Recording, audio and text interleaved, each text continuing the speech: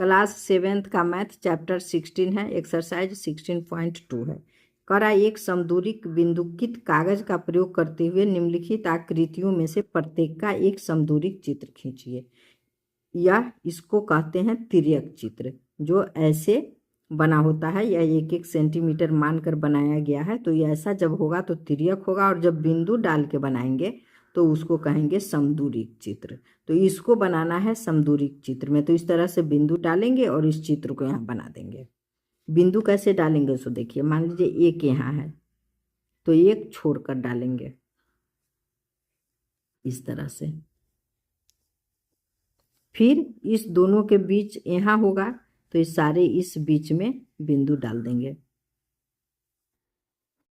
इस तरह से होगा। फिर इसके बाद इसके सामने आ जाएगा यहाँ, तो फिर बिंदु यहाँ डाल देंगे ऐसे। इसी तरह से बना लेना है। फिर इस दोनों के बीच यहाँ डालेंगे, देखिए इस तरह से। फिर अब यहाँ से हो जाएगा,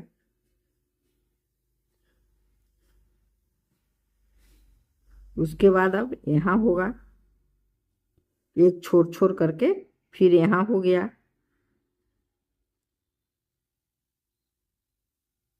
यहाँ होगा। इसी तरह से बिंदु डालेंगे और इस चित्र को बना लेंगे। यह बिंदु डालने का तरीका बता दिए कि कैसे इसको हम कागज पे उतारेंगे। अब इसी तरह से अब इसको देखेंगे तो देखिए एक छोड़ छोड़ कर डालेंगे। आपको कागज पर बिंदु डाल के और फिर इस चित्र को देखकर बनाना है। ये समझाने के लिए बिंदु कैसे डालें वो दिखा रहे हैं। तो अब इस दोनों के बीच में यहाँ डालेंगे बिंदु। इसके बाद फिर अब यहाँ से हो जाएगा, फिर यहाँ से अब यहाँ देखिए कैसे चल रहा है बिंदु। फिर यहाँ से हो जाएगा,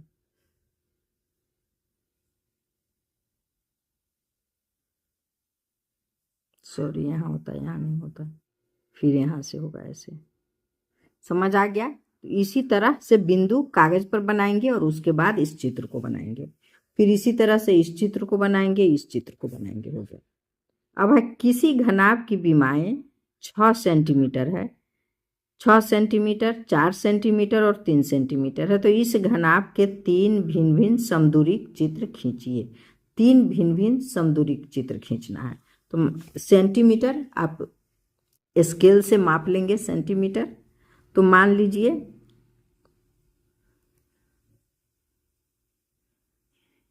यह है 6 सेंटीमीटर।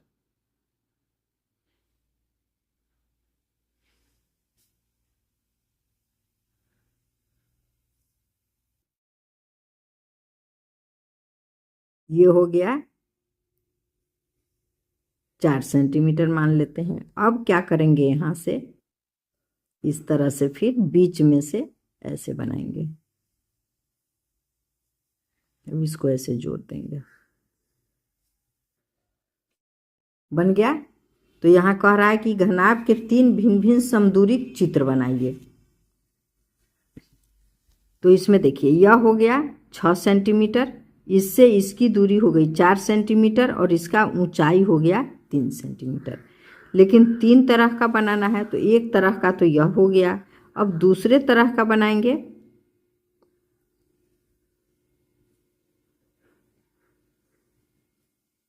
इस तरह बना लेते हैं दूसरे तरह का। फिर यहाँ से ऐसे बीच में आएगा ऐसे।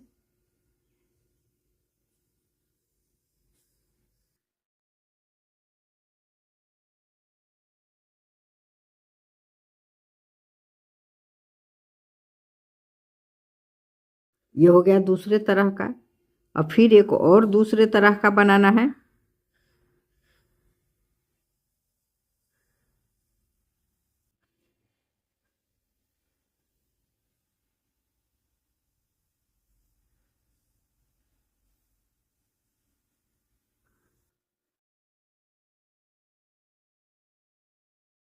देखिए तो ये एक इस तरह का 3 तरह का बन गया। तो बस यही बनाना था।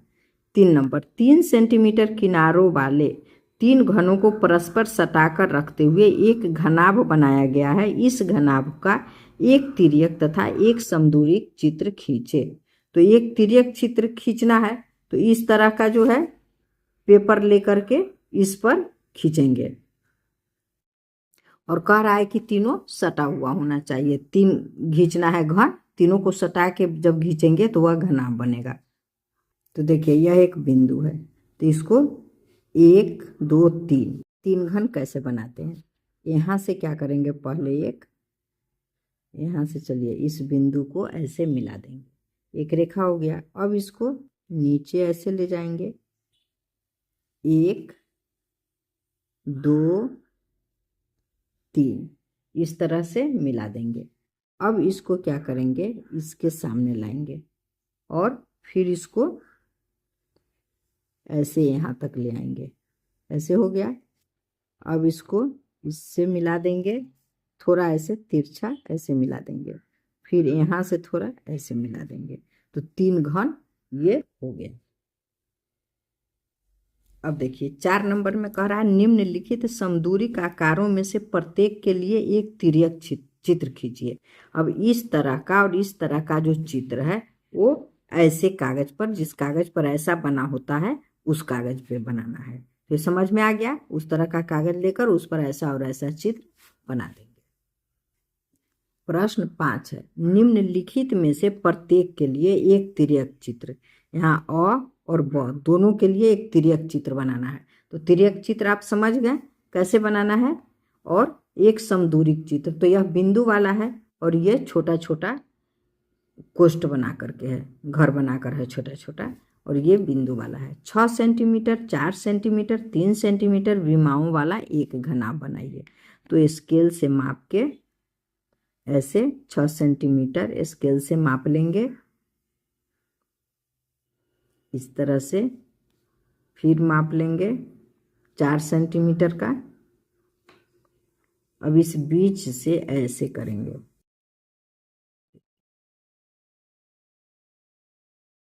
इसको इससे मिला दिए, इसको इससे मिला दिए, इसको इससे मिला दिए और इसको इससे मिला दिए। तो यहाँ से यह जो दूरी हो गया 6 सेंटीमीटर, इससे इसकी दूरी 4 सेंटीमीटर, ऊंचाई 3 सेंटीमीटर।